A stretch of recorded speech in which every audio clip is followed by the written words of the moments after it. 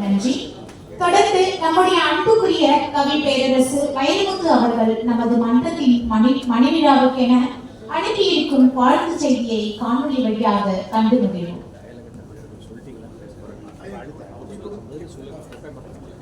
நண்பர்களே, நிகழ்ச்சியில் ஒரு சிறிய மாற்றம். காலையில் நடைபெறுவதாக இருக்கிற இலக்கிய உரையரங்கம் பிற்பகலுக்கு மாற்றப்பட்டிருக்கிறது.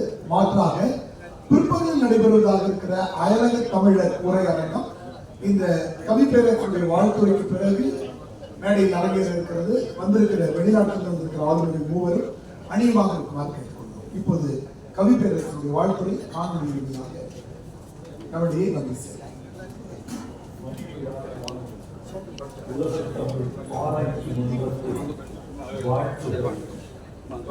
இதுவரை தொண்டாற்றி வந்த அறிஞர் பெருமக்களையும் இப்போது தொண்டாற்றிக் கொண்டிருக்கும் சான்றோர் பெருமக்களையும் வணங்குகிறேன். உலகத் தமிழ் ஆராய்ச்சி மன்றம் தன் நோக்கங்களை தெளிவாக வரையறுத்துக் கொண்டிருக்கிறது.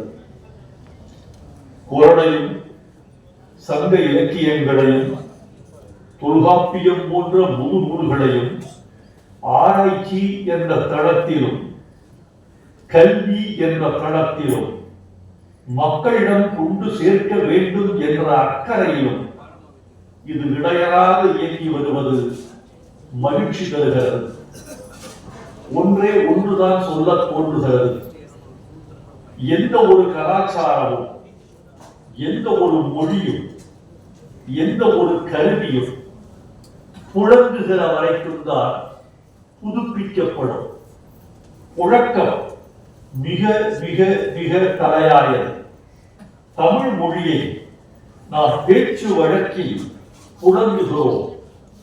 இலக்கிய வழக்கிலும் ஆராய்ச்சி வழக்கிலும் அதன் புழக்கம் ஒரு சிறிய வட்டத்துக்குள் மட்டுமே இருக்கிறது.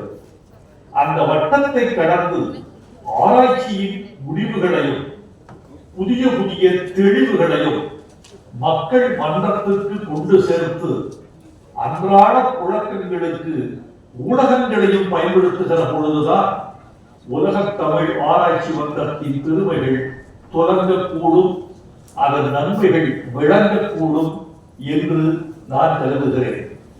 இந்த விழாவை கட்டியமைக்கும் நடத்தி கொண்டிருக்கும் அறிஞர் பெருமக்களுக்கு என் வணக்கம்.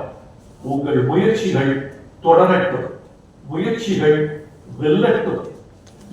இதன் வழியாக ஒரு புதிய தலைமுறை தமிழ் ஆராய்ச்சி உலகத்தை நோக்கியும் தமிழ் உலகத்தை நோக்கியும் முன்னெடுத்து வர வேண்டும் என்று நாங்கள் விரும்புகிறோம்.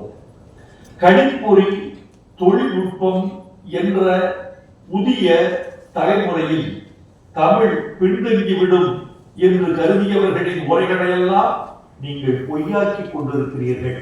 காரணம், எந்த கணிப்பொறி, எந்த தொழில்நுட்பம் தமிழுக்கு தடையாக இருக்கக்கூடும் என்று ஒரு கூட்டம் கருதியதோ அதை பொய்யாக்கி அதே கணிப்பொறியை, அதே தொழில்நுட்பத்தை தமிழுக்கு மேம்பாட்டுக்கு நாங்கள் பயன்படுத்துவோம் என்று உலகத் தமிழ் ஆராய்ச்சி மன்றத்தின் அறிஞர் பெருமக்கள் கருதி செயல்படுகிறீர்கள். நீங்கள் தொட்டது தொடங்க வேண்டும். தமிழ் எல்லா தலைமுறைகளிலும் விளங்க வேண்டும். வணக்கம்.